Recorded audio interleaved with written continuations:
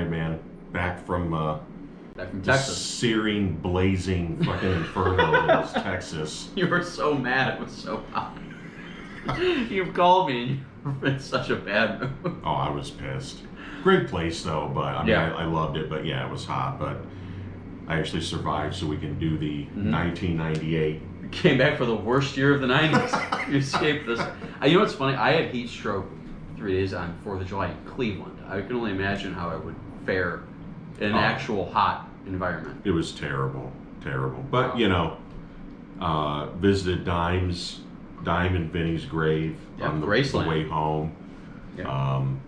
I called you, didn't I? Yeah. That's our Graceland. Yeah, you saw it. Showed. Pretty cool. It was a beautiful area. Are they cool with like a lot of people going there and you know what the craziest? Yeah, and you know what the craziest thing is? Like when I'm standing at the grave. Yeah. I'm thinking to myself, I'm looking at Dime's grave, and I'm thinking, okay, the guitar that's on the back of Van Halen 2 is literally in that grave. I didn't think about that. I forgot about that. He buried him with it, right? Fucked up. And then before that in Fort Worth, I went to Born Late Records. It's probably the most amazing record store I've ever been. You saw the old school stuff on the ceiling and all that stuff. Yeah, when I was showing the pictures of that Trouble promo. Yeah. Oh my god. For the self-titled album, and the prices weren't that bad, honestly. No, it's just the fact that you walk in there with, I'm going to buy a couple things, and you end up divorced. Oh, dude, it literally would have taken us, if we went in there, it'd be like a week. Yeah. Of just going through all that stuff, and I went up, you know, they had all these bootleg shirts. I bought a Mountain shirt and then a St. Vitus tee. They boot a lot of stuff. You said the Solitude Eternus, they were calling them to see if they had merch. Yeah, I went up, I said, do you guys have any Solitude Eternus shirts? And the guy working there was like, I don't know, let me call the guitar player, and just picked the phone up, called John Perez. Right. And I was like, and I was like, well, I thought he owned this, and he was like, no, Henry Vasquez owns it from, I was like, St. Vitus? And he was like, yeah. He was like, oh, you're a fan. I was like, well, yeah, I mean, I like that. I love that stuff. Yeah, I walked in here asking about Solitude Eternus merch. I think I know why. But he never answered. He was like, yeah, he didn't answer. So, and they didn't have any tees. But I got a couple, one LP, and then those two T-shirts. I capped it out at about $55 for those three things. I easily could have spent $5,500. Yeah. Oh yeah. But. Well, it's a good start. I mean, this was a tough. This is probably the weakest year that we've done so far. I mean, I had a lot of trouble with 98. You know what, dude? It's in a lot of, it's weird, the dichotomy of it being the weakest, yet the albums that I picked are among some of the strongest. I agree. Which is, it's like the fucking peaks and valleys with this year is like. It makes no continuity. Like before, we have years that we've always been able to kind of draw these parallels and, you know, relate things to one another. This is kind of just more all over the place. It's funny you mentioned Solitude Eternus and, you know, Dime and all this stuff, because I mean, my top great one to start off with, you said strongest. I mean, I know you're not a huge fan of this band. My favorite, you know, if I had to pick one album of 98 really that I love and listen to more than any, it has to be Our Problem by Iron Monkey. I love that album so much. The riffs are insane. I was talking to some buddies a couple weeks ago about it. It's just so alcohol fueled, more so than like it's insane. It's a great album. You know, it's their last album, really. Yeah. Before they do the split with Church of Misery, then they kind of end it. But what did he die of? Didn't he have? He had I think he had a liver or kidney issue. John Morrow. Mm-hmm. Yeah, he had some kind of liver, probably from drug use and other things, but wasn't probably the healthiest guy in the world. But yeah, I mean, our Problem's great. So many great riffs, so many great songs. I mean, Bad Years probably. And you know, I told you, I love musically. I dig it. Vocally, I can't get into it. But I will say this, which is weird because I think Grief had an album that came out this year. Yeah, I was going to get to that. I have Torso, which is probably the weakest album. And I like a lot of that stuff. For some reason, Iron Monkey just never clicked vocally. But I think that if he would have lived, I could have seen that band getting a hell of a lot bigger than what they did. Probably. Than what they were. A lot of it was, again, I think 98, I think a lot of it was timing. I think the new metal was really huge at this time, Ugh. which we're not going to really get into all that. Just trust us. Follow the Leader came out. That's all we're going to say about that. Oh, but that stuff's like really, you know, and that doesn't get a pass with us. I know like some other people are trying to make that forgivable again. It's not. Fuck that. That's weird though, Yeah. isn't it? That, Not like really, this 'cause- whole resurgence, but you got to look at the people. Yeah, that we're not They're into like- this and we're into other stuff. Exactly. You know, they're all like in their 20s. They were like infants Right. when this shit was, you know, Sure. big. And Mhm. it's like, I should put quotes around that because it was. It was big. It Yeah, was it was. fucking huge.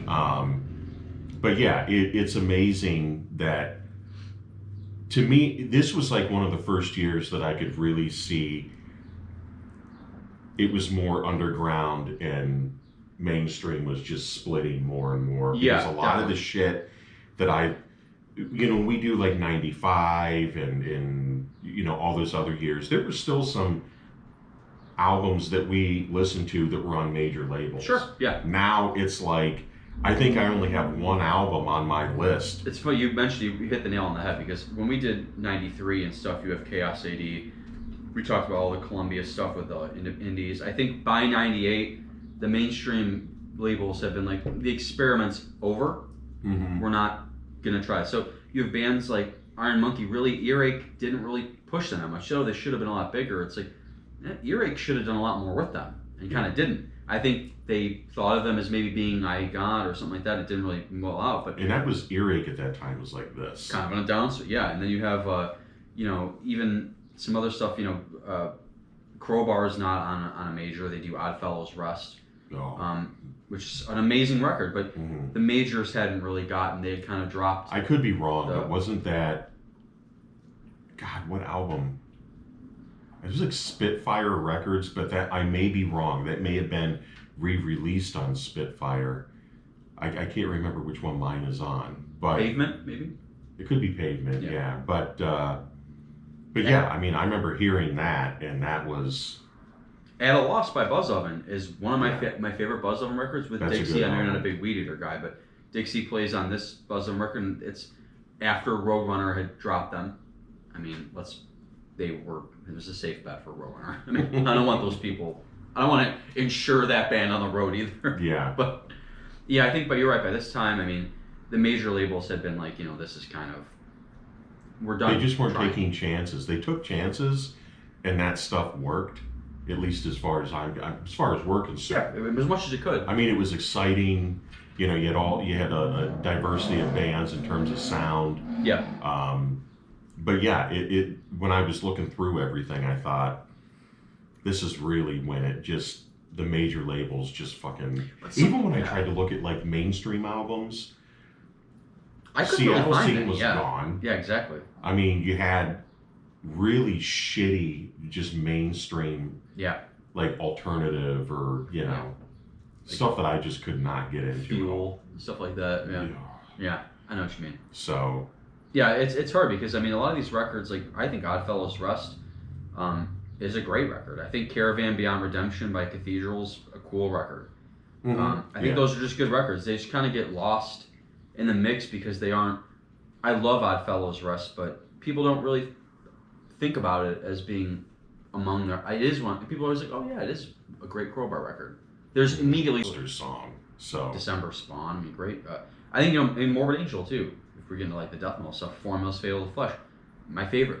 Yeah. Morbid Angel, I love it. But it's also, people don't think of it as being one of their top records, but it's also at a time when death metal was kind of, that sound was in a downswing with that first wave, and I think people just don't, this new lineup, Tucker. And That, I love that album.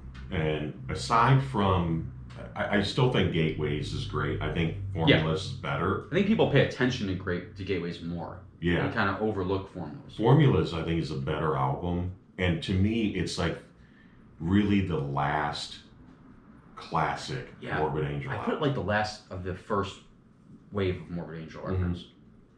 Gateway starts something kind of. I think it's way better than Domination. Yeah, absolutely. And in Gateways, the drum sound is just too. It's a little too bombastic. Yeah. Yeah, I agree. Kinda Doesn't like sound as natural. Vader Litany. That Bombay. That's I love that record, but those Yeah, drums are absurd. That's whoever was in the studio. Somebody was on way too much amphetamines or It was something. Doc. Yeah, Drums. they were trying to overdo it a little bit, but I mean, some other good death metal records. Gallery of Suicide, awesome. Another Cannibal record where it kind of gets overlooked. Yeah. People don't think of Gallery as being, and some good songs on that one. Pretty consistent, good Fisher record. That was kind of my thing is, with Cannibal, we talked about this before. With Cannibal, for me, I'm like, really the first three, and I'm kind of out. Yeah. Even though I don't hate anything that they've done after that. It's not jamming all the time. It's just not, to me, Chris Barnes is Cannibal, and I love Corpse Grinder, but I love him in Monstrosity. Mm-hmm. And so that album was just kind of,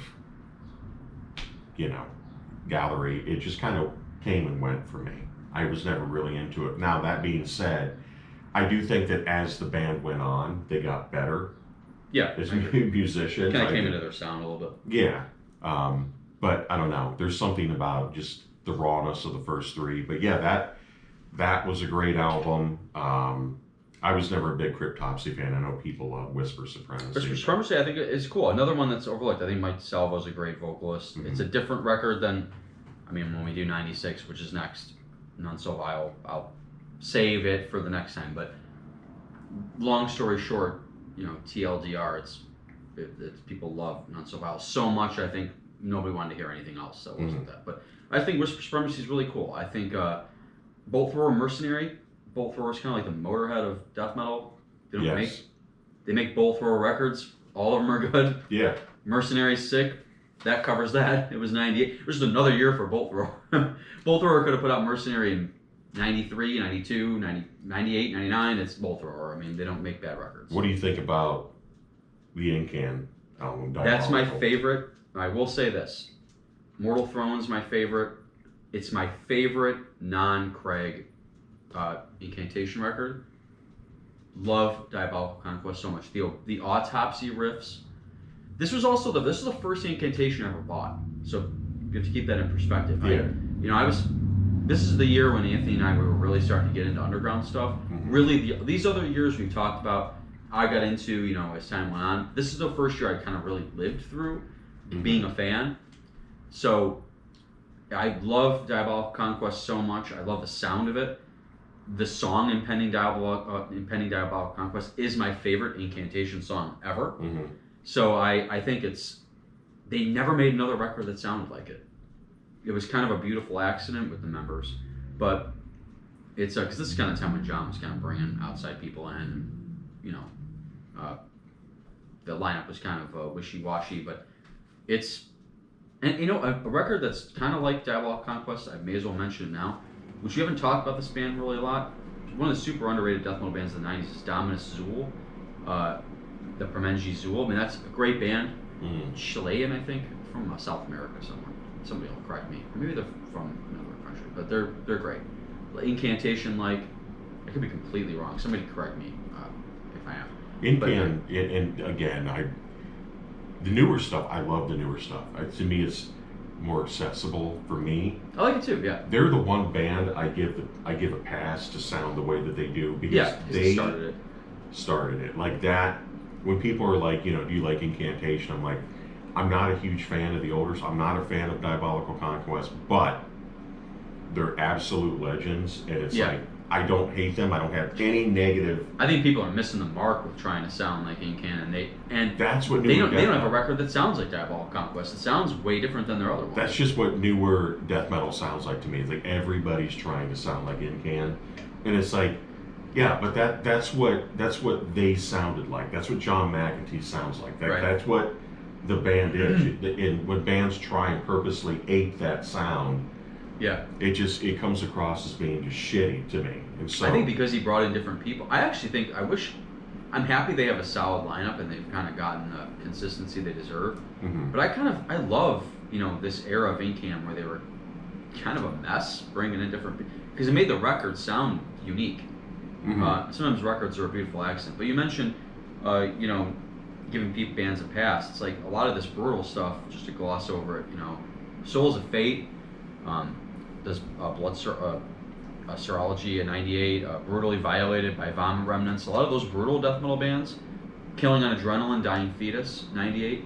I give Fetus a pass because it's like they started this. Mm-hmm. That slammy kind of groovy death metal. Like nobody's gonna out Dying Fetus. Like if you try to sound like them, that's a bold move because you don't have to love the style. I don't love a lot of bands that do that style either, but I love Killing on Adrenaline. Yeah. Because I grew up with it, I love it, and they did that sound better than anybody. And Souls of Fate, Kevin Talley would eventually, join them. Those bands were just really doing it. They were really doing that groove in a cool way, and it's you miss the mark when you try to just rip off those records. There's too much going on. So there's too many talented players. But I started getting into. It was more of like, just because of In Flames, that kind of took me on the path of getting into like the more melodic side of things. Yeah. And so it was Amon Amarth, One Sent from the Golden Hall, which I think that band to me is flawless for about the first 6 albums. I think I said 6 or 7 maybe. Yeah. And they've just like turned into garbage. It's kind of a parody. It is. I mean, have you seen the mosh pits? Oh yeah, they're like people rowing. Where they're rowing. Dude, it's so corny. I don't know. I mean, I'm sure a lot of people, meet friends for the first time at places like that. Yeah. God bless them. But I think that this album was great. And if I remember correctly, I think Martin Lopez, the drummer for Opeth, I think he's on that. Which Opeth, My Arms Your Hearse, that was the first Opeth I bought, which is also 98. Yeah. And that to me, and it was really because I heard Demons of the Fall, and I thought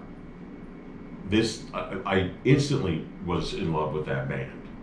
Another band that kind of big time took a massive turn to right down the fucking toilet. But when you start dressing like a 17th century fiddler, it's down like a minstrel, and you. If you call yourself a Renaissance man, I hate your band. And all you do is I love 70s prog. I love a lot of it. Some of it I don't like, but you can't go from I listen to a lot of 70s Rise and music, My and Arms I've Your never Hearse. thought to put on an Opeth record. So if they can call themselves 70s prog all they want, they're not.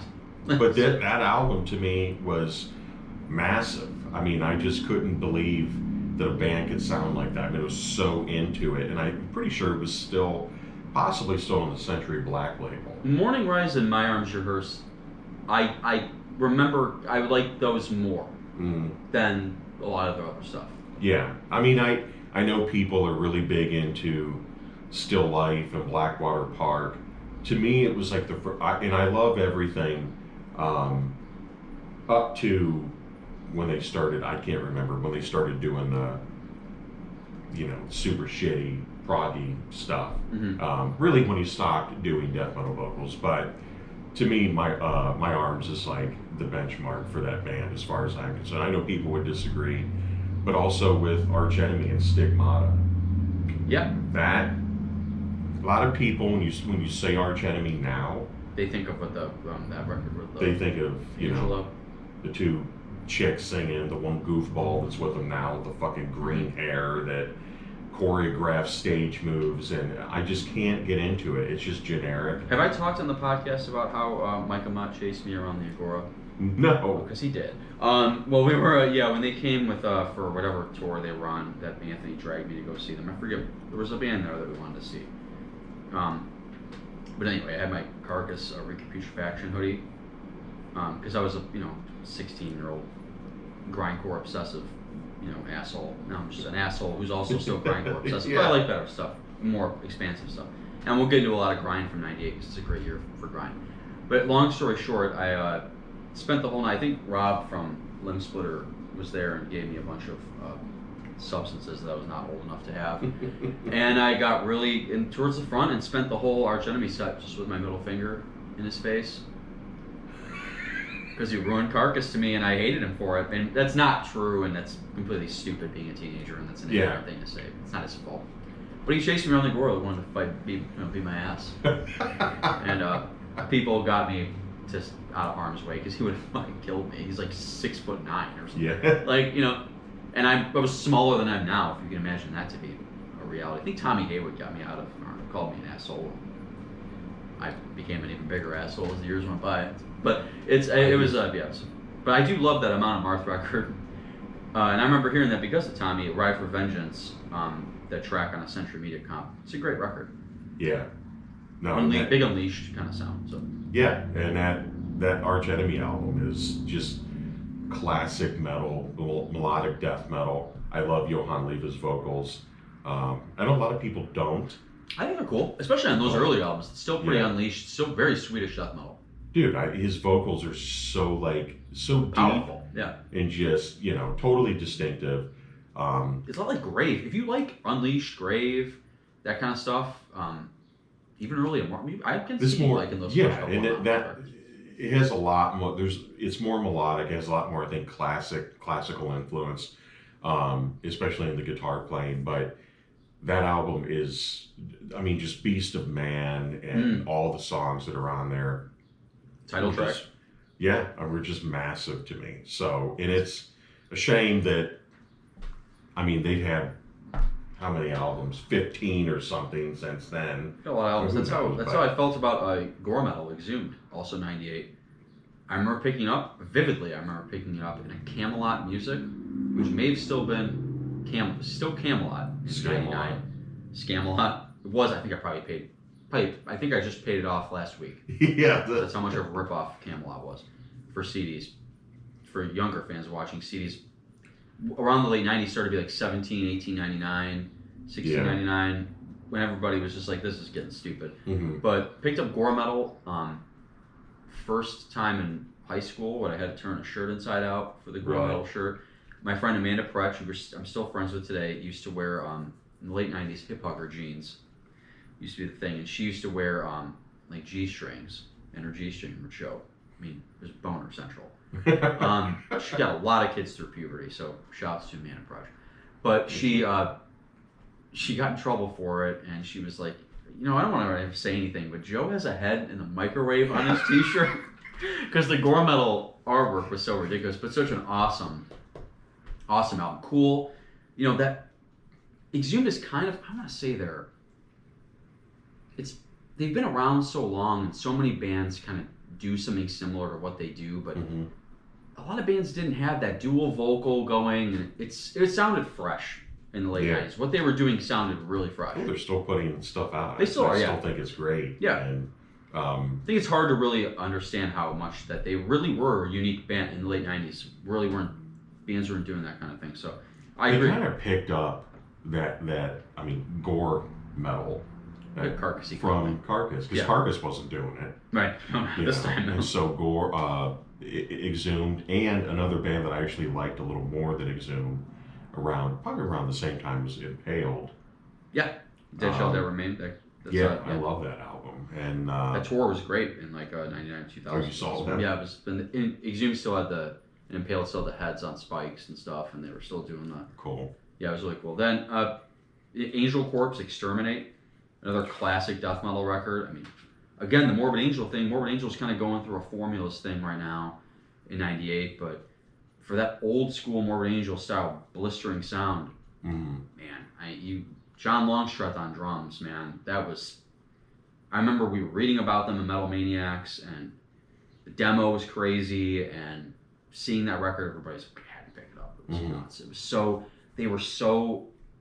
the way they looked, the leather jackets and the shaved heads and the pentagram necklace, they looked like stormtroopers for Satan or something. They looked dude. Scary as fuck, Yeah. They looked like, you look at that band's photo and you're like, this is a fucking sick metal band. Like, they're not, you look at Vomit Remnants and they look like Eminem with like big shorts and like, I love Vomit Remnants and I love that stuff, but a lot of these brutal death metal bands at this time, especially the brutal groove-oriented bands, looked more like Snoop Dogg than they did. Yeah, they were on Osmos, and Osmos to me was like, you had Angel Corpse, I think Vital Remains was on Osmos. So you had all these different, at that time, in the late 90s, so all these different death metal bands that were just like super evil, dark,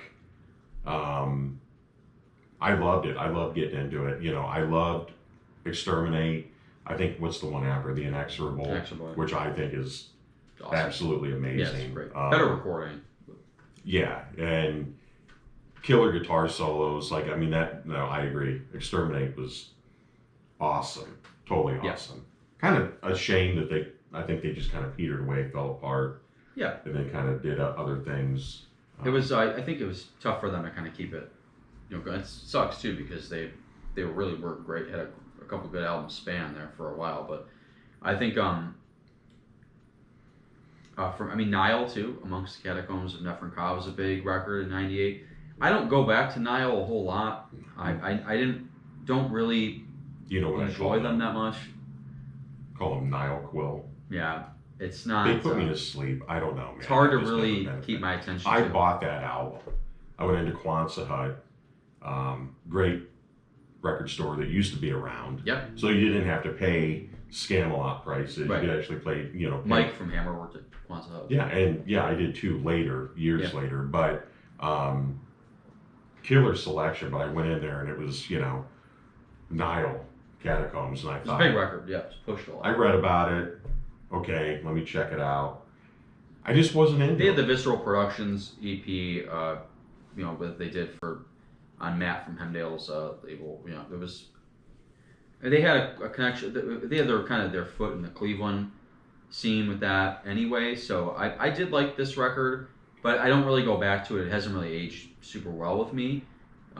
Maybe if I went back and tried to listen to it again, and I got about halfway through it, and I think I put on Deranged High on Blood from '98 instead, which still holds up and is still a great Pearl. If you're into Cannibal type stuff, Deranged, another band, awesome. Blistering, that held up really well, but this Nile record to me, I think Death Sound of Perseverance. I enjoyed listening to that for this more than I did the Nile record. Yeah, so that is going to be my next thing, because that's kind of, to me, like the big album. It's a polarizing album. So, musically, I love it. I hate Chuck's vocals on it. They're rough on that one, yeah. But I still listen to it. Yeah, all I can the get time. past that. I wouldn't say anywhere near as much as its predecessors, but I mean, Richard Christie is fucking disgusting on it. It's a great performance. Anthony always said it was his favorite. It's a phenomenal. I love the lyrics. Musically, it's one of I've heard a lot of people say that it's more like the first Control Denied demo. Yes, that's what it is. I think kind of is too. I think after reading so many things about Chuck, and after seeing that documentary, which didn't really paint him in a good light. It didn't. I'm sure he was a really hard guy to work with. But I don't think that. I think it's clear that he wouldn't have been doing death metal. I think he didn't want to. I don't think Sound of Perseverance is really a death metal record. I think it's barely a death record. I like the record. It's just, I mean, it's totally progressive. I don't ever compare it to like Leprosy. There's different records. Dude, you put those side by side, completely different bands. Call it a different band. It's a completely different thing. And that's the thing about Chuck that I loved is every album, other than, Scream up to Spiritual Healing, those three kind of... Yeah, they blend a little. There's more death metal than... They go together. Yeah. But then everything else, individual is its own album. And so I appreciate that. I just don't... His vocals are just... I think he should have had another singer on it. Yeah. Because I think it sounds like... It sounds like he didn't want to do it. It sounds like he didn't really know what he wanted to do. Yeah. Like, or that he had something in his mind of what he wanted, but he couldn't really pull it off. And I think that the dude from Control Denied, Tim Amar, I think he just passed away. Yeah, I think so. Several months ago. love the first couple Control Denied. The first Control. They only have one record actually. The first Control Denied. Yeah, the Fragile Heart. And they have another one was like unreleased stuff. Yeah. Okay. And it was, it was cool. I remember liking that record too. I like more that I like proggy thrash, and it was more along those lines. But well, if you like proggy stuff, I'm going to mention an album that I bought, death metal, that I think is people just go gaga over it. But I know we talked about it with Dora before. Gorguts Obscura. How do you feel? I'm not a fan. Not a fan? I don't hate it as much as everybody else. I don't really understand. People loathe it. And I mean, I like early Gorguts, and I understand like people not liking when bands just, but people hate that record. Like the visceral hatred for that record is it's fucking mind blowing. Just goofy to me. Like I can't I bought that when it came out as well because of everything that You I think read. they sounded like Pavarotti instead of like a like, people hate this shit. It's not like I can understand hating Sound of Perseverance more than that.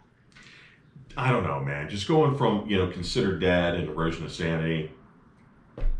It's a bit of it's a weird album. I can't do it, but I like weird albums, but it's not weird in a way that grabs my attention. Yeah, there's plenty of killer death metal. I mean, we've mentioned Diabolic, Supreme Evil, if you like more of that. Infamy, Joshua Jagger Haley was great. Yeah, I love that Diabolic album. Yatering, Humans Pain, another classic. Technical stuff. Deeds of Flesh, Inbreeding the Anthropophagy, great. Early Deed stuff. If you're into the Deprecated, Deriding His Creation, still one of my favorite early brutal death metal records. Mm-hmm. Awesome. In Torturement, if you like the groovy stuff, all CB4 themed from the movie CB4. Great groovy slammy death metal from '98. Pyemia Cranial Blowout, which is kind of more like a demo, but Pyemia was sick into the early 2000s. Suffocation bands, kind of getting bigger. Yeah. That became Dehumanized, Prophecies Foretold. Rich, those guys were sick. Always bringing that New York style slam. Like that was bigger, I think, in the late '90s. Yeah. Than a lot of these other bands. The classic death metal thing was kind of on its way. Death is putting out a record that sounds like they got a Judas Priest cover, and he's trying to sound like Halford and failing. I didn't meet a lot of older, like old school death metal guys at that time. I didn't meet a lot of them that liked that album. And my favorite has always been Symbolic, but I know when I would say, well, what do you think about Sounds? We're not into it. Yeah. And it's like, so, and I get it, I totally get it. And I think. I know people that love it though too. I know people that love it to this day. I think it's a really polarized, one of the most polarizing records ever. And speaking of polarizing, another polarizing band, Cruelty and the Beast, Cradle of Filth. I remember that being a huge record. Are you a fan of that? It's a big. I know Anthony and I loved it when we came out. Now, Dusk and Her Embrace, I go over it, but you like Dusk? I like it. I like Dusk. I don't like the production on Dusk as much as Cruelty. See, I like it because it's a little flatter. Principles of Evil, Made Flesh is. I love it too. It's not like any of their other. And honestly, Arnie, he played one of the newer ones. Dude, it was fucking ripped. I'm sure I couldn't believe it. I'm sure I was they like, still have some cuts. I wouldn't doubt it. Cruelty, I think it's a great album. Massive with the Marilyn Manson crowd. That's the thing. And I've masturbated to their merch more times than I'd like to admit. So it got to the point where it was like that. They became, for me, it seemed like they were struggling to shake the novelty. Yeah, it's a bit novelty-ish. And I think that is what killed it for a lot of people that I knew personally, that they just thought it was a novelty. And I'm like, merch, really like the first merch band too, with all the merch, and they were just kind of obnoxious. Jesus is a cunt. Yeah, sure. It was kind of obnoxious. Yeah. But I always told them, I'm like, cheeky, as they say in English. Cheeky. Yeah. Yeah. And I just said, you got to get past it because the music is actually great. Especially on Cruelty. I mean, say what you want, but I mean, Nick Barker's a sick drummer, man. Like he can play his ass off, and I started to get into Cradle a little later than some of my friends because of Lockup, because I was a big Napalm fan, and when he joined up with Shane and Peter, and they did Lockup, and we already did '99. I was a huge Lockup fan. That's when I kind of went back and I was like, you know what? Maybe I'll jam some of those Cradle albums. His vocals are always kind of goofy to me, and they almost kind of catered a really goofy image and goofy fan base. And I was like, I just don't like the high pitched. I love Principle, but it's like that really sounds like nothing of their other. And then I got really into the record that really got me to really become a fan of them was Dusk, because I was like, okay, this is really cool. It sounds more like a cool black metal record. It's not as goofy. There's really no goofiness to it at all. Yeah. Cruelty is cool, but there's some goofy shit on it. I remember some of the stupid mythology bullshit, like the urban myths that were going around. People that I knew that were like, the shit they would say about the guys in that band. Oh yeah. And I would just like, I can't even remember some of it. It was like the Marilyn Manson cutting his ribs out to suck his own dick. Yeah, like, dude. Even in 6th grade, I knew that was bullshit. I'm just like, yeah, okay, whatever. Yeah. But No, Turns out I mean, he was cutting out other people's ribs and making them suck their own dick. He's like an actual piece of shit, I guess, right? So there's. We got to talk about one album. I listened to it today. Slayer. That's right. I jammed it, and you know what, dude? I jammed it specifically for this. I was waiting for you to bring it up What do because you I knew think? what. I don't hate it. I don't. What is the first? Is a Bitter Peace? Yeah, I think it's that not, is dude, a fine song. It really. I'll tell you this. I fucking hate God Hates Us All. Mm-hmm. I think it's corny as hell. I think I didn't like it in 01, the day it came out, when Anthony went and bought it. I hated it. He went and bought it and missed 9/11. He came back. He came back, and he walked in. I was like, I'll never forget this. He walked in. I was coming out of, believe it or not, 10th grade or 11th grade history class. 10th or 11th grade. I forget what grade we were in. And everybody was in a pen. And here comes Biello through the double doors with God Hates Us All. And he's like, what's going on? I'm like, but we jammed. I remember not liking it. My girlfriend at the time liked it a lot, and I was like, Which one? God Hates Us All. I was like, it's really stupid. Like, it's not. Once you get past the title track, which was, I had to guess, kind of catchy. Dude, Tom's vocals, he just yells. Bad. Just yelling on everything, and I fucking just hated it. Yeah, it's really bad. But Diabolus, I don't know, man. I mean, it's not as bad as I remember it being. I think I jammed it. I think I jammed it twice or a time and a half while I was like doing stuff and getting ready. And I was like, you know what, this isn't bad. Like there's some horrible. Classic. When I mean classic, I just mean it sounds more like classic Slayer. There's a couple riffs. I mean, Bitter Peace is a Slayer song. Yeah. It's through and through. But like Stain of Mind. I think Divine Intervention's way better, but I think Divine is better as well. To me, Divine is the last classic classic Slayer. And this one just, and they fell prey to that. We're changing the logo. Yep. So as soon as you saw the logo change, you were like, here we fucking go. Yeah. Never hated the cover, really. I don't hate the cover really too much either. It looks like Billy creepy. Corgan. Yeah, it's like Billy Corgan now. Right. But the album was just. It's weird when I hear people now say, "Oh yeah, I love that album," and I'm just like. And I remember reading interviews back in the day with like Kerry King, and he was saying that then. They were listening to. He was like, "Oh yeah, we've been listening to a lot of like new metal bands, you know." Yeah, oh god. So and you're doing yourself no favors. And you can hear it. You can hear that they're trying to stay relevant. Whereas I would tell them, you don't need to do that. Yeah, they really didn't need to do that. No. Like they didn't need to do it. Megadeth didn't need to do it. Like there's so many bands that. Megadeth Luckily, needed to do crack again. Yeah. But luckily this was it. Even though we hate, I mean, God Hates Us All is trash. Everything else just kind of, I don't think it gives me like a bad vibe like this album does. It didn't really give me a really bad vibe. I just think I also think I'm listening to it at 38 years old. Mm-hmm. But back then, I never cared about it. Mm-hmm. And I don't think I even listened to it once when it was, because at 98, a life-changing record for me was Inhale Exhale by Nauseam. Mm-hmm. Truthfully, I haven't really gone through many of these because, we're kind of getting more into the time when I was a teenager now. Mm-hmm. But this record was probably one of the first grindcore records I ever really heard. Really, and I didn't even know what grind was. We were really into death metal, and I remember like, wow, this is like punk and death metal mixed. I didn't know you could do that. I didn't know you could have super short songs. I didn't know you could do that. Mm-hmm. It's crazy to imagine that, but I did not know you could make a record like that. I didn't know you could have 38 songs in a record, and you could have lows and harsh vocals, and it could sound like hardcore punk, and then it could be. I can remember feeling amazed. Who's the guy that? Misko, yeah. Misko. For it. But Inhale Exhale is such a classic. Everything about it, it's like the perfect. Swedish band, right? Yep, perfect. Probably the perfect grindcore record of the '90s.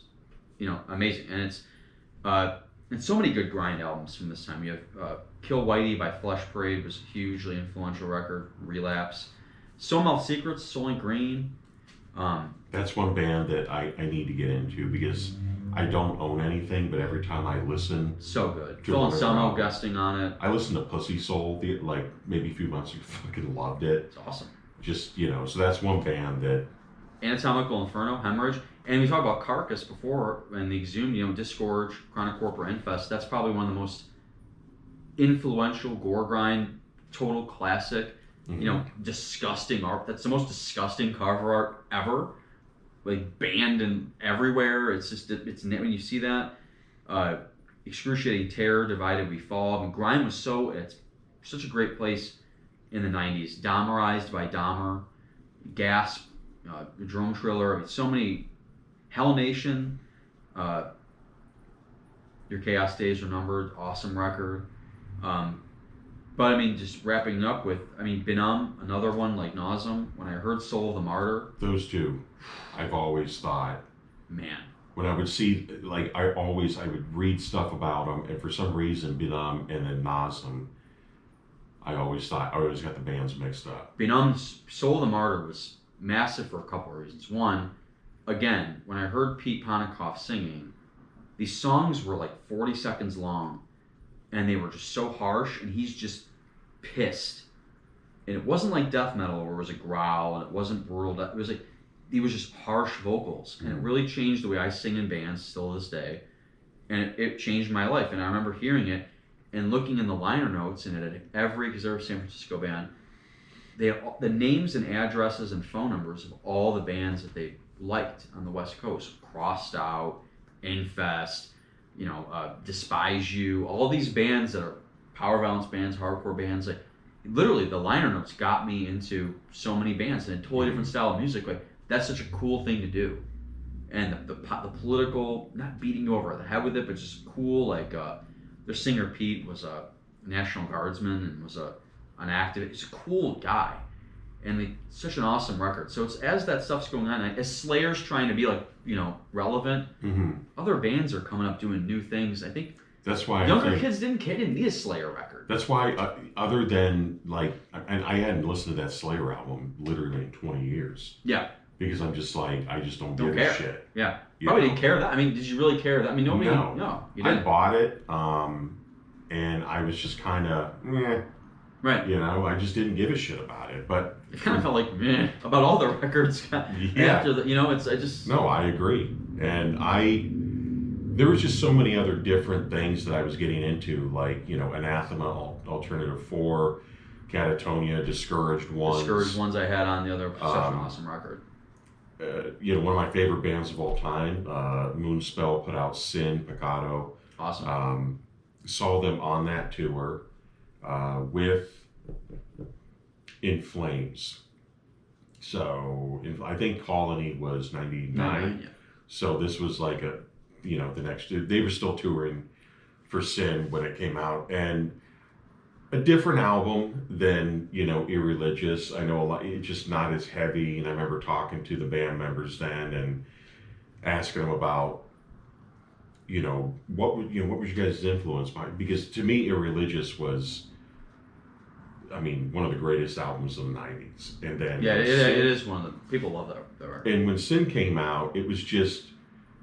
I have the Second Skin EP, Second Skin being one of the songs, one of the tracks from Sin, and they do a Depeche Mode cover, and it just seemed to be not as heavy, and they were using more, different influences on things, but more synthy kind of stuff. Yeah, but that really came more with the next album, The Butterfly Effect, or Butterfly Effects, and there were a lot of songs on it. Just very. I still liked those albums. I love Sin. I've always loved that album, but it wasn't as heavy. And I remember those guys telling me that it's not as heavy as they wanted it to be, and I still think it's one of the greatest albums I've ever heard. Do you think that way now, or did you feel that way more then? I felt that way then. It was like it gave me a different vibe than Irreligious, and there isn't one Moonspell album that I hate at all. Alma Mater is one of the best metal songs of all time. Dude, that song. That's a great song. Mm-hmm. And even if you're not a real fan of that band, that's objectively, that's one of the best metal songs. I mean, it's a total fist pumping It is. anthem, you know. Great song. But again, there isn't one album by that band that I dislike. You know, my buddy Nick, he's in Portugal recently and actually bought Under the Moonspell in Portugal. Oh wow! I think it was in Lisbon. He could probably correct me on that. They're the Sepultura of their country for sure. Oh, yeah. I think I did. How did you feel about Catatonia? Because I put on Discouraged Ones for this too. That's kind of more when Catatonia starts to go into a new sound, which I love. That's the first one I bought. That era of Catatonia, by the way, that I call it that mid-era. Mm-hmm. I love that era the most. Great Cold Distance is one of my favorite albums. Which is ever, weird period. to me. That's one of my favorite albums. That people are always like, people think I'm fucking with them. Yeah. Because I mean, I not in an ironic way listen to Anal Cunt records. Mm-hmm. I put on, I hang out with Dom, we're on the house, I got Everyone Should Be Killed on, like it's a fucking Beatles album. You know what I'm saying?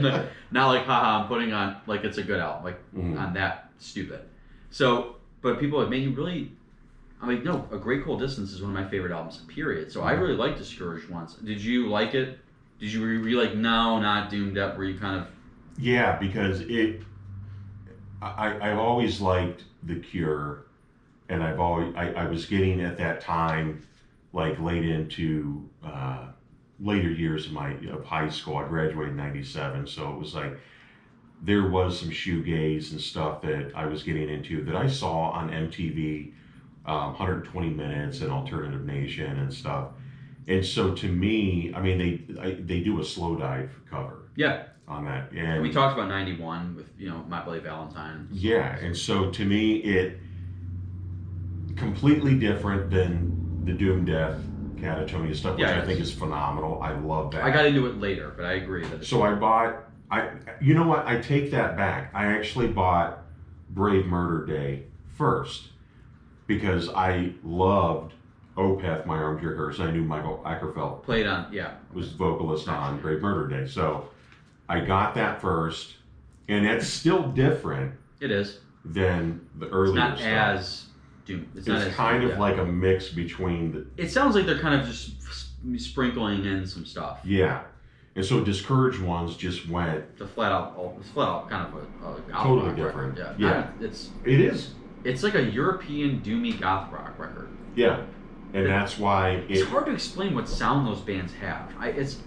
It's weird. All those kind of bands have a sound that I know and is familiar, but I can't label it something. It's just heavy metal if it was shoegaze. It's like metal guys that listen to Fields of Nephilim a lot.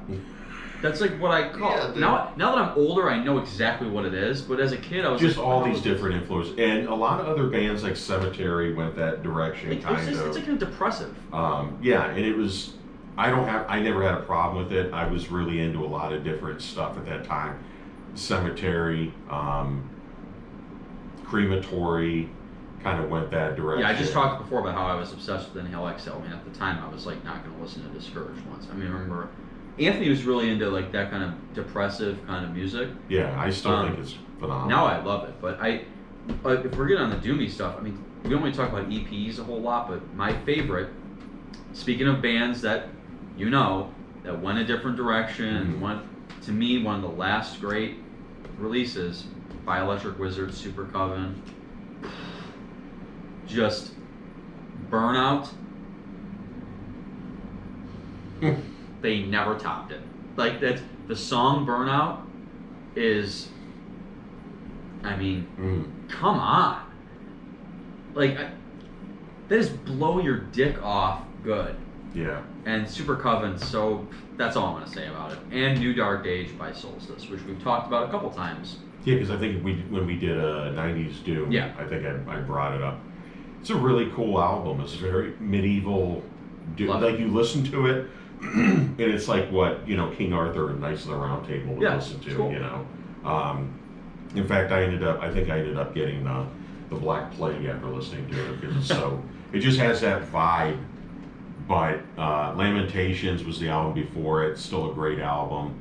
Still a great band too. I think they have a female vocalist now, which I'm not into. It's not because it just seemed more like a novelty. Yeah. To me, at this point.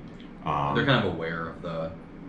But getting into like the doom stuff, to me, what I started to really get into around '98 was stoner rock. Now, Monster Magnet, every episode we do. And it's honestly, man, I love it. I remember seeing the Rob Zombie tour. You're gonna go with it. Tell us.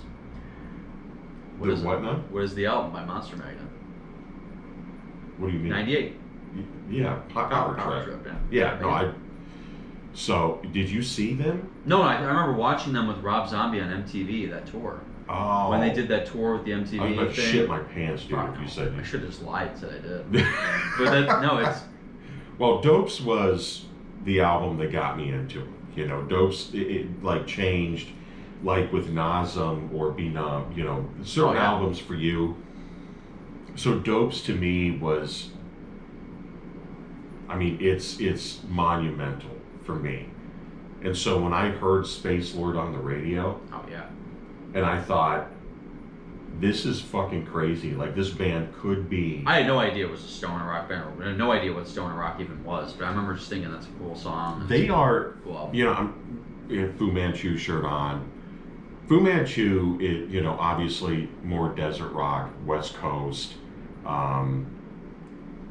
I always lump them in with that, even though they don't sound like Caius. Carries a certain connotation like too, because I remember Electric Wizard, people calling them stoner metal, and then being like, we're not stoner rock, we don't sound like Fu Manchu. No offense to them, like, we don't, you know. Yeah, and so I always tell people when they say, well, you know, it's Monster Magnet stoner. Yeah, but it's not from this school. It's not from the West Coast. I know what you mean, yeah. It's from the East Coast, and it has way more in common with like Hawkwind mixed with like MC5. Yeah, so I would say it's also more driving too at times. It is, and Dave Windorf is, as you know, displayed on this album, is just, his fucking lyrics are absolutely amazing.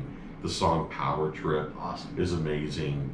When I Such saw a them catchy play song. that live, dude, Yeah. It was just so awesome. I've only seen them live once, and that was on the Monolithic Baby tour up at the Peabody's. Mm-hmm. That was near CSU before they, several years before they shut it down. But that, with Power Trip, with that Electric Wizard, with Cathedral, with Solstice, and then it was Orange Goblin, Time Traveling Blues, and a lot of people said 99, but it was really 98 is when it Man's Ruin, came out. Yeah, Man's Ruin, you got the Music Cartel, a lot of stoner stuff coming out. Monster Magnet, when we were talking early on about how the mainstream, they were releasing shit, it was surprising Power Trip was still on A&M Records. Yeah. Right. So that was like the one album that I had that was on a mainstream label that didn't belong on a mainstream label at that time, you know.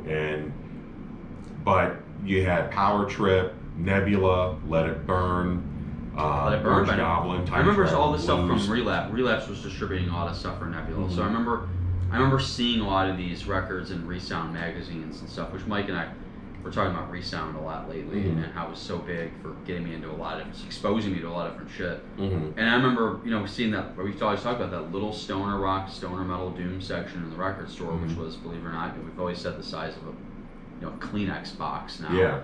And Nebula records and stuff in there. Checking it out later in college, you know, and in my early 20s, and being like, man, this is awesome. Dude, it was like, seriously, it was like, I'm fucking Indiana Jones, and I just discovered the fucking Ark of the Covenant. So I felt about Dahmerized. Yeah. That's like, listening to all this shit and going down the rabbit hole, and there's so many different bands, and Roach Powder, Viejo Diablo, Chevy. Isn't it funny? You remember the labels Sleep. too? Mm-hmm. You remember like Man's Ruin? I remember like Clean Plate Records. Now that's like crazy. You remember like? Well, because if I bought one thing on Man's Ruin, and then I saw another album that looked kind of cool, and it's on Man's Ruin, and the same with the Music Cartel. Never heard of Agoraphobic Nosebleed, but you know it's on Relapse. Never heard of Dahmer, but it's on Clean Plate Records. Never heard of Nebula, but it's on Man's Ruin. It can't suck. I mean, that was a thing back then. Yeah, and I know that to me is what really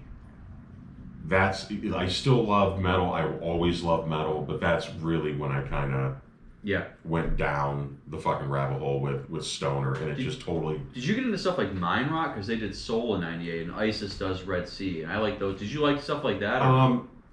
Yes and no. I like Mind Rot more. They had like this weird vibe to their Yeah, stuff. they did. Almost more. I want to say death. Wasn't that?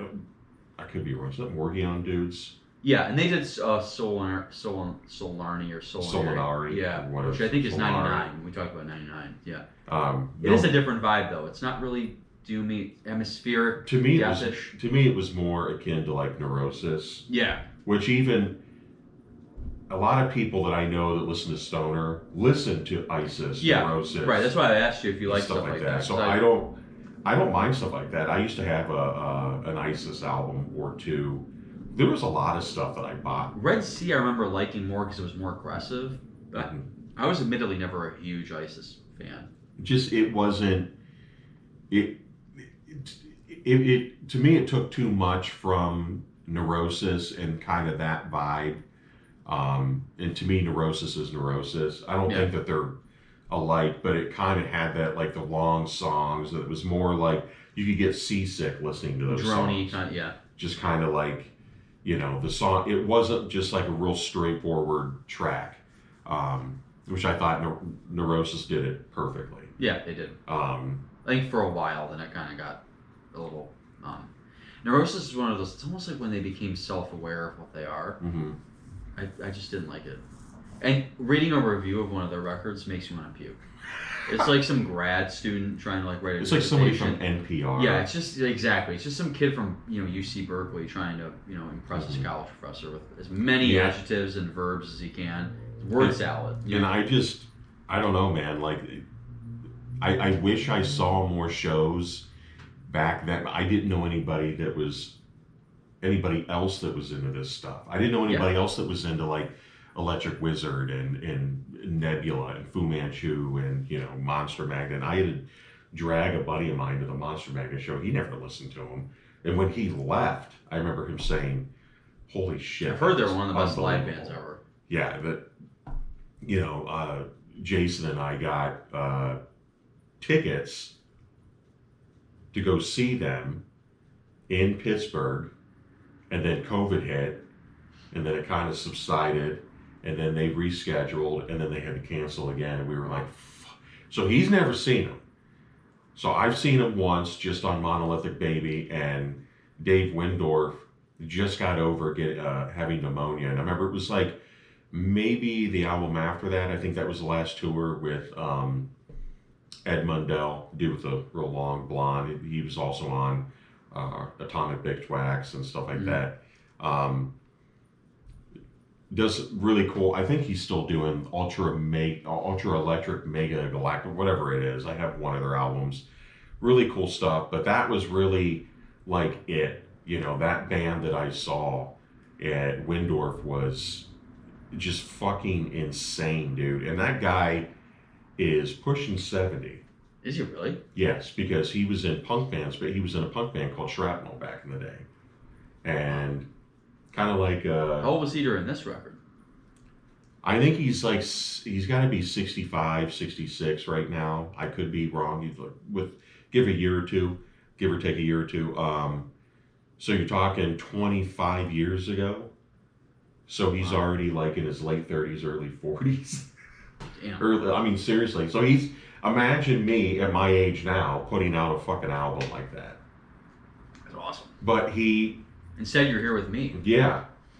Life's so unfair, isn't I'm it? in Parma doing podcasts. It's how'd they get that Rob Zombie tour? Because I remember that being on TV. I remember that being a big They tour. played with all kinds of shit, dude. Remember the outdoor Rob Zombie thing? Yeah. It was like the big...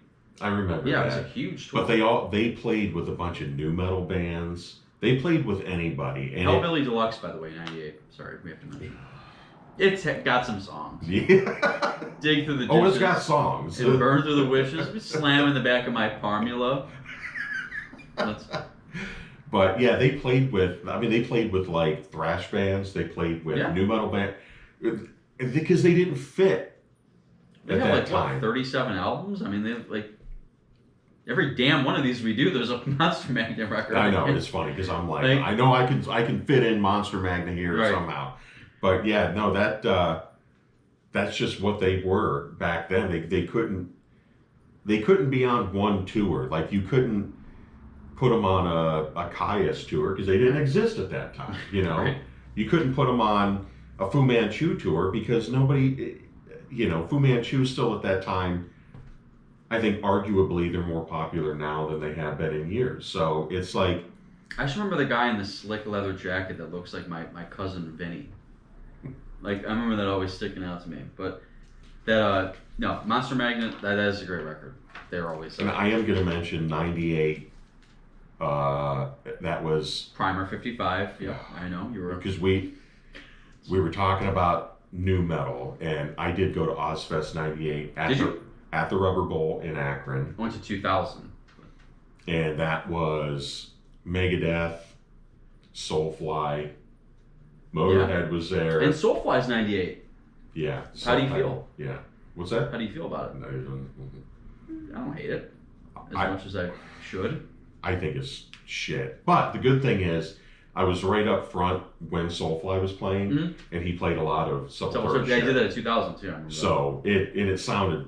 Yeah, great. Sick. So it was like whatever. I also saw Matt. I didn't care. He could have fucking had a ukulele the whole time. I'd have probably creamed myself. And at that time, he wasn't like full on the Bob Marley of fucking heavy metal. You know, like Yeah. he just turned into a goof.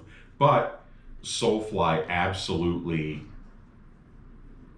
kind of redeemed themselves with, I think the one album was like New Dark Age, if I remember correctly, and it really went back to that the Sepultura sound, that more classic, you know, kind of death thrash sound.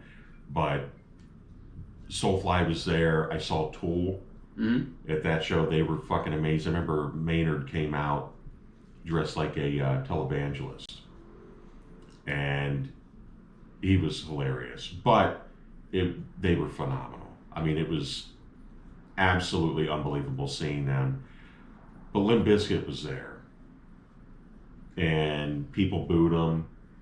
Really? It was one of the shittiest things I've ever seen in my life. So anybody that tries to bring that shit back, like, I'm fucking literally reporting them to the Department of Homeland Security. Like, fuck you. That band sucked. He came out of a toilet. Jesus. They pushed a fucking giant toilet out, if I remember correctly, and he walked out of the toilet, and then he kept making fart noises, like, you know, it was just so lame. Who do we got here? Oh, what's up, buddy? First interruption of Dom. What's going on, bub? Where's my own tablet? No, one second. I got it. I knew there was a problem. Here. Quick break here while Joe takes care of his youngin' Dom. Come say hi, Dom. Say hi to YouTube. Say hi to YouTube. Come here. You gotta come over here and say hi, buddy. What is oh, Right there. Say hello. hello? All right. Give me a fist bump. There you go. You got it. What do you think of Cruelty and the Beast, Dom? All right. Bye. Love you. See you tomorrow. What's your favorite gore grind album, Dom? Sorry about that. No, I was like literally thought you were being robbed. The door just opened and I was like, okay, that's it. Well, it's gonna be on camera. It's fine, dude. No, but Life of Agony was there with oh my god. Oh, the guy that sang for Ugly Kid Joe. I'm having a fucking complete brain lock on his name.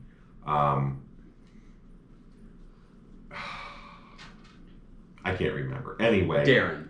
Yeah. That's my. No, but it was like Incubus, but it wasn't the good Incubus. Weren't they 98 too? Was that? Make Yourself, wasn't that 98? That was, yeah. They were on the second stage, but That was kind of a big album too. I only went to see Ozzy, Tool, Megadeth, Now Motorhead. we haven't talked about Ozzy a whole lot, and that Osmosis was 98. 5. Is it 95? No, 98. No, I'm not. No, that was No More Tears. Was 95. No, Osmosis was 98. It's 5 because I saw. Is it? Yeah, I saw I saw that tour when I lived in Portland. You're right. Yeah, I thought Ozzy put out a record in 98. Is it Down to Earth? Yeah, whatever it probably was terrible. So.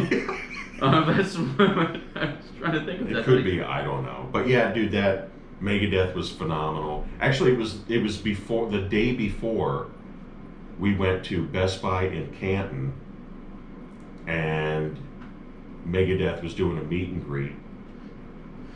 I don't know why they were in fucking Canton. I love this story. But this is one of your best stories. I love tons of people there, and you know, we went up, we got our shit signed. They were really, really cool, you know.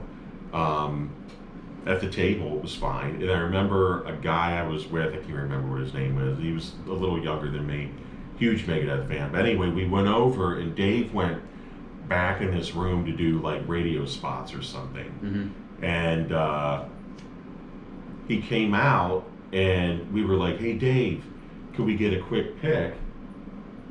And he was like, "Hurry the fuck up, I have shit to do." Crack.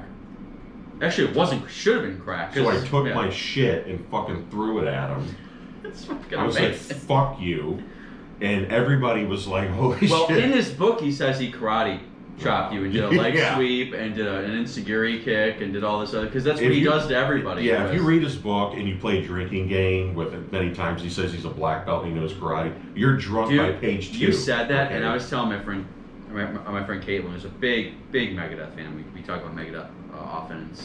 I'm like, it's insane how much this guy talks about karate. It's ridiculous. Yeah. It's fucking hysterical. Literally every other line, he was like... Imagine hanging out with that guy. He's one of those guys that's like, hey, you know I do karate, right? Did you know I'm a black belt, right? I told you that? Fucking douchebag. He's the kind of guy you want to, like, wake up at 6 in the morning and be like, you're out of the fucking band, get in a fucking bus. Like, he's the kind of guy you want to put on a bus and be like, you're out of a fucking band. He's just that kind of dude. It just...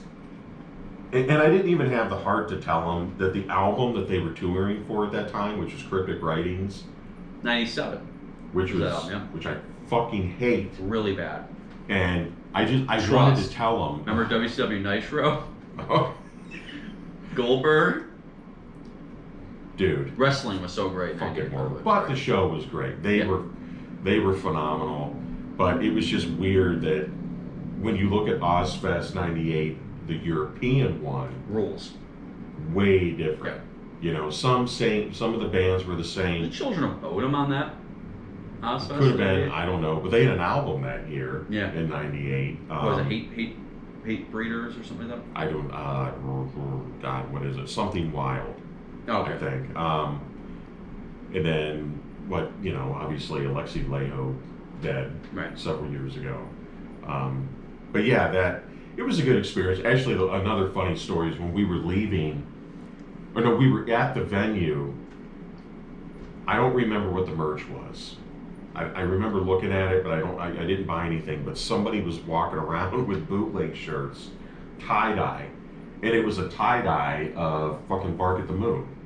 Ozzy Osbourne in the back had all of the bands in their logos. That's really cool. I wouldn't be wearing it now because I would never wear anything with Limp Bizkit on it. I don't give a shit if people think I'm an elitist. Like, fuck that. No, I really, really, really am with you on that. Yeah, but... I think you're also right in the way that, like, people are really, especially Gen Z, is, like, really trying to revive Limp Bizkit and make it... Yeah, it's... a lot of people did not like them. No. Like, they definitely got a major label push, and they had a million... I'm not going to downplay their success. Good for them, whatever, but... They tried, I think, initially to tap into that metal. Korn had some, because I'll say this about Korn, because they were here in '98. Korn had somewhat of a following up until then. Limp Bizkit was kind of thrown onto people, and people really weren't eating it up. Korn was like, arguably, like one of the big four of that scene. Of that. Yeah. Which I hate to even say there's a scene with that. There's not like a sound. There's not. It's just like, It's just, but, dude, Limp Bizkit was just utter trash. And I never understood why anyone, like how they, let me rephrase that. I understood whenever I watched the documentary on Woodstock 99, then I knew the kind of people because the kind of fucking white trash, fucking Monster Energy, loser ass motherfuckers that listen to that shit. But when I bought that, getting back to the there goes our Monster Energy sponsorship. So. But when when I wore that tie-dye shirt, and I remember it was fucking like, dude, it was sweltering outside. It was so hot. Right. And everybody's just fucking, oh my God, you know? And they started spraying us with water. Dude, all that ink, because it was a boot, Came fucking, right off. I looked like a fucking, like a juggalo, like a popsicle at the end of the fucking show. I didn't know, dude. I was just like, fuck yeah, dude. You know, I'm like, and then my buddy, so we were walking out, my buddy saw me, because he wasn't up front, and he was like, dude, what the fuck happened to you? The shirt was white, and all the ink was like in my skin. Oh, that's Dude, it was so bad. And then they wanted to go out to eat afterwards. We went to like a Denny's or something. Right. And I looked like Which a is guy. the only place you go after Oz. I literally looked like a new metal clown. Okay. I looked like fucking Coal Chamber, who, by the way, was there. Of course. Of course, they had to be. And it was just, it's gonna bug me because I can't remember the fucking Ugly Kid Joe's guy. Whitfield Crane, and he was singing for Life of Agony at that time, and it was funny because it was so short-lived. I remember the dudes from Life of Agony in an interview were like, yeah, we kicked him out because he literally had no musical fucking talent by any means whatsoever. Like, the Why'd they dude have him in just the band? sucked. I'm like, It's like, but yeah, I mean, it was an experience. I rather would have been at the Rubber Bowl years before when they had Monsters of Rock there with, like, I think it was Metallica and fucking no, yeah, well, you know. shit like that. But Ozzy was phenomenal. Was it Reload 98? Was that was 99 or? Yeah, anyway. Moving on, Marduk, Nightwing, was in 98 too. And we Dude, haven't gotten into a lot of black metal yet. Nightwing. There's a lot. Marduk, Dawn. Yeah, we have. I mean, obviously Hanky. You know, gotta give shouts to him. He's a great dude.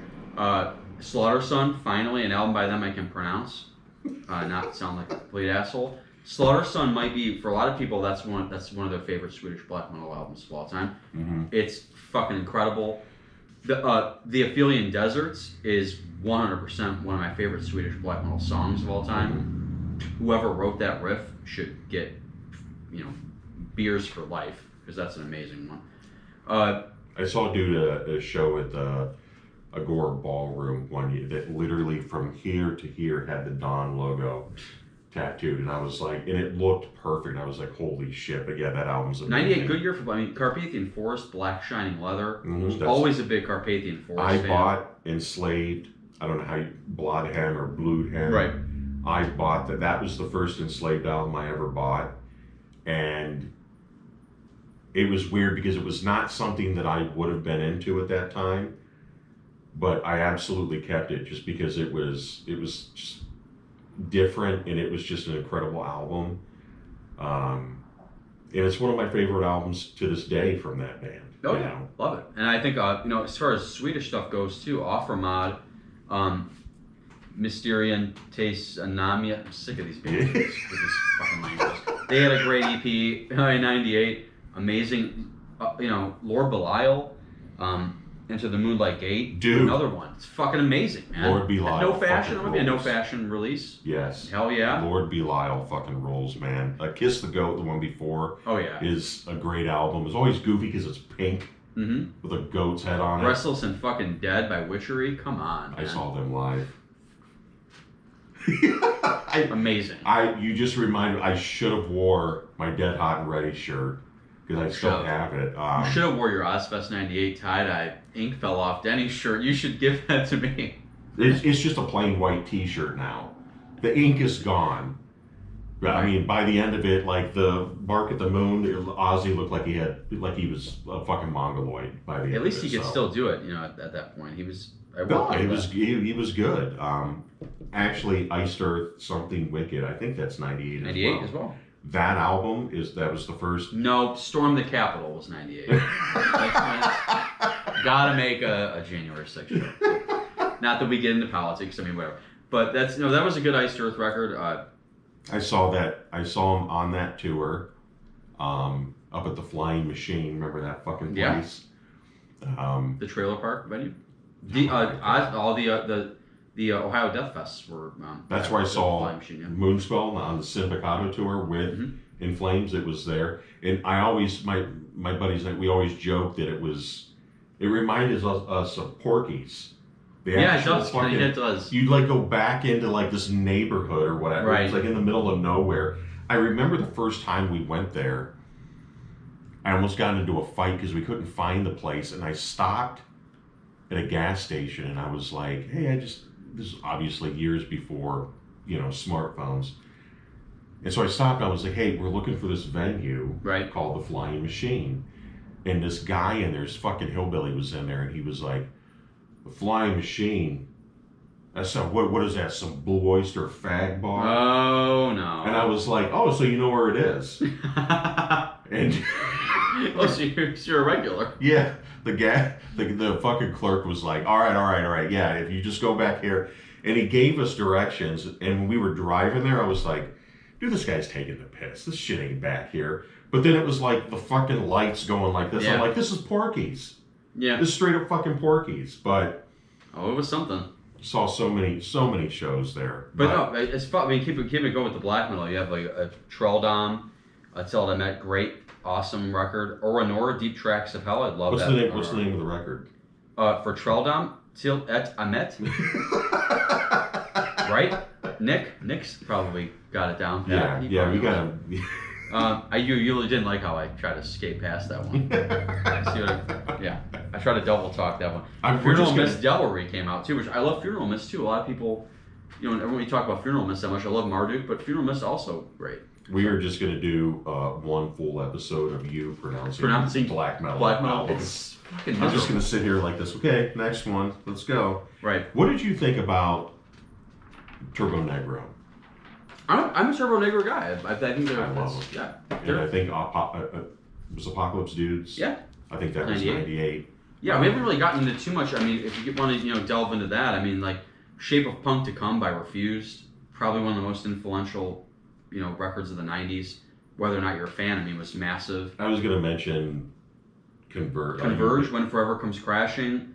For the metalcore thing, I mean, I jammed that a lot coming into this, and man, I told my buddy Andy from Live It Down, good band, good plug for them. You should check them out if you're into Cleveland hardcore. I was like, man, I texted him and I was like, dude, I got When Forever Comes Crashing comes on, and it fucking rules. Like, it's really cool. Like Converge, it's weird, man. Like Converge was one of those bands that, for hardcore, they were so enigmatic, and like you kind of had to see them live, and they had this reputation of being crazy and a nuts band. The first thing I ever heard by them, which we'll get into with 96, was Petition the Empty Sky, which blew me away. But When Forever Comes Crashing is a more cohesive sound. And you talk about bands trying to, capture something. So many metalcore bands in the 2000s try to be Converge and did not hit the mark at all. But they were really, really cool. VOD Imprint, big record from 98, awesome. Earth Crisis had Breed the Killers. During this time, I believe it was 98 too, which is also big for me. What was VOD? The dudes from VOD were in another band, weren't this another hardcore band, weren't they? Earlier, they may have moonlighted in a couple other bands. I just remember them from VOD. But maybe I'm getting it. But remember the band Indecision? Indecision was around this time as well. VOD and Indecision may have shared members. Don't quote me on that, but they probably could have. Maybe I could be at least wrong. touring. I mean, a lot of those bands are kind of incestuous. They kind of at least had people that toured. All Out War, for those who were crucified, another big heavy hardcore record from Victory. Mm-hmm. VOD and All Out War. I remember I used to have that All Out War. checking out Victory Records and stuff like that. This heavy hardcore stuff was big at the time, man. And this VOD record, I remember a lot of VOD kind of captured that. It's almost hard to explain. VOD kind of captured a lot of nu metal people. So did Earth Crisis, because them doing the Ozfest in '96. And when Breed the Killers comes out, it's much more metal sound on Roadrunner. I love that out. Not Breed. It's a cool record, and it's heavier though. It's a bit more metallic. VOD Imprint's a little bit more metal. It's not as hard. You know what I'm saying? It's They capture that kind of nu metal crowd that was coming into getting into hardcore. Kids, and Converge too. Converge at this time is still really much an underground hardcore punk band that's getting into that. They have their own kind of early metalcore crowd. More screamo kids, more other kids from scenes. And I think a lot of metalcore kids in the 2000s really got into Jane Doe and into metalcore. And I think a lot of new metal kids became big in that metalcore scene. And I see why, looking back at a lot of these late 90s hardcore records. It makes sense when you look at like sonically what these records are doing. Race Trader, they're kind of an anomaly, but Burn the Idol, The White Messiah, Race Trader is a pretty polarizing band because of their politics and everything else being really, but they were, that record was 98, cool. I remember liking it a lot. And Zeke, Kicked in the Teeth, I know. Dude. Got some guys in the group, love Zeke. Nothing more else you can say. Patrick, I give a shout out to Patrick. Yeah, and Tetsuare from Japan, one of my favorite Japanese hardcore bands, put out their second record in 98. But that Zeke record is awesome. It's great. They're like another one of these. Zeke put out a record. It's a Zeke record. It's cool. Well, you didn't mention your favorite, one of your top albums from 98. Psycho Circus. And I was waiting. So I'm going to give you my Psycho Circus take. It's not a good record. But I was waiting. I was hoping you'd bring it up earlier because I thought you were going to bring it up, but then you brought up Monster Magnet, so I was waiting for it. But it's, at this time, I mean, I talk about Nauseam, but I didn't get into this Nauseam record in 98. Like, I got into it probably a year or so later. Because I was, this time I was, 98, I was 12. So I probably got into that Nauseam record like 14, 15, a couple years later, when I was already in death metal and stuff. But I was an obsessive Kiss fan as a kid, and had the wallpaper and stuff, and Psycho Circus they came back for, and I remember when 96 happened, the reunion, I tell Dora this all the time, like I was too young to go. I was a kid, I was too young. But I remember seeing all the people walking around and dressed up, and I couldn't go. And when they came back for a new record, I'm not gonna lie to you, man, I was stoked. And it was the first time I ever saw Kiss, original lineup. My mother, rest in peace, worked 6 overtime shifts. 6, which for her, being a deli manager, was a lot of hard work. And worked 6 overtime shifts to get me tickets to see Kiss. Wow. And I remember went with my friend Doug at the time, who was a Kiss fan, and we got made fun of all the time for liking Kiss, and a lot of our friends still make fun of us for so I know the being run through the ringer of being a Kiss fan. And we finally got to see them, and our tickets were, it's like a rock and roll story. They were behind a pole, couldn't see anything. It was in the Gund Arena at that time. Got the 3D glasses. I don't even remember. That's the thing, man. I don't even remember. I do remember this. And what year was it? 98. When they toured for Psycho Circus. And I remember I bought the record with the 3D thing and the whole hologram thing. I remember being so excited. I was 12 years old, man. I was a kid. And the tickets were behind a pole, couldn't see anything. I remember being kind of bummed out. And my uncle took me because my mom didn't want to take me. And I remember I was so bummed out, sad, I can't see the stage, this kind of. My mom worked her ass off for these cheap ass seats, And I remember thinking to this day, man,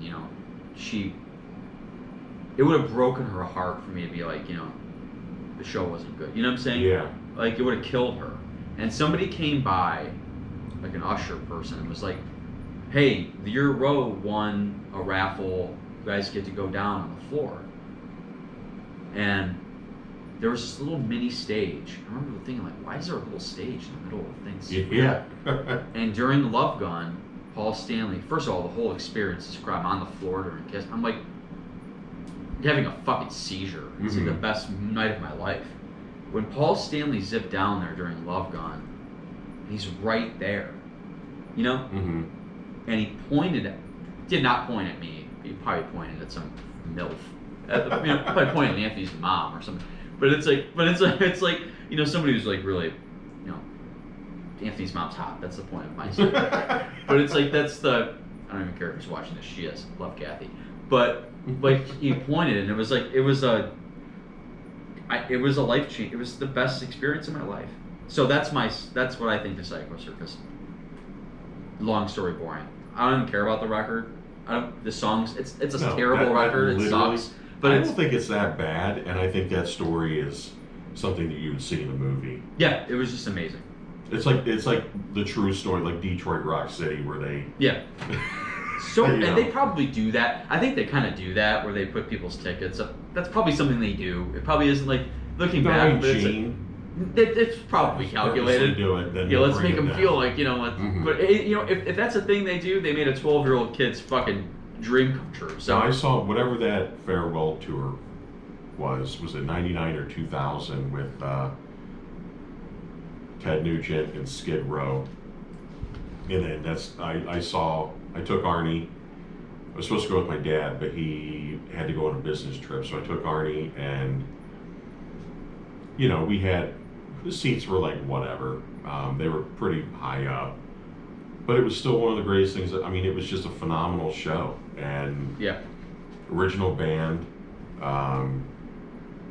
So it was like whatever, and it was funny because when Peter Criss was, he's up there playing, it looked like he was barely hitting the drums. looking back, again, I was 12 years old, so I wasn't thinking of it like that. But looking back on a lot of this stuff, it's like it's really kind of a. But they could still go at that time. Mm-hmm. It wasn't what it is now. You got to think, if they're 70 now, they were 45. Yeah, they were. So they were yeah. still. Paul still sounded They can still absolutely go. amazing. Their old stuff. They didn't do any. The thing too that's great about Psycho Circus is, again, man. Yeah, I think when I was 9, 10, 11, I had the Kiss VHS tapes. I had all that. And it's like I could only watch 70s. I was never gonna see them. Mm-hmm. I was never gonna see them, and I really wasn't a huge fan of the '80s albums like I am now. Mm-hmm. I got into Creatures. So I got into '80s Kiss more as into my teens and into my 20s. Yeah. But it's like at the time as a little kid, I wasn't jamming like Crazy Nights when I was 10. I was jamming '70s records. Yeah. And I was never gonna see it, but so on that Psycho Circus tour, they played all '70s shit, Mm-hmm. and it was the closest I was gonna get. So I understand why Sorg or Dora, some of our friends like big Kiss fans, to them Psycho Circus probably whatever. Mm-hmm. But it's like for me, my age, everybody like that was my closest I was gonna get to that. Like, I don't give a shit if it was a novelty at that time. I don't give a shit them bringing Peter and Ace back. To me, I got to see them. I got to see the four guys. Yeah. It's like, to me, I got to see Black Sabbath at Ozfest with the original four guys. Yeah. And so that to me means more than anything else. Like, I don't care about all the fucking noise and all the drama and everything. And yeah, it is bullshit that it's like 25 years later, and Yeah, it is. they're It wasn't. on It their wasn't a great record. farewell tour. I remember when we got the record, my buddy Doug and I, we were big Kiss fans, and when we were 12, and we bought the record, and I remember we were stoked because it was a new Kiss record, and we never thought we would get a new Kiss record. Here we are, young Kiss fan, little kids, like we never thought we would get a Kiss record. I remember being like, this sucks. Like it's not a good record. It's not a great. I remember this. I remember Within. I remember loving Within. Mm-hmm. But the thing about my CD player at the time is my speakers were fucked up. Mm-hmm. So during the Within intro riff, the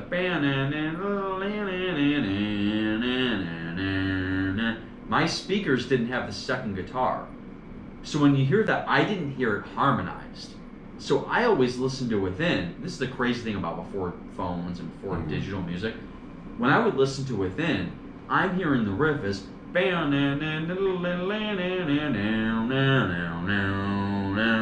it's like evil sounding. Mm-hmm. When you listen to the actual riff, it's like harmonized Mhm. and doesn't sound like that, and it isn't as good. So I remember loving that song, but it's because my fucking CD player was broken.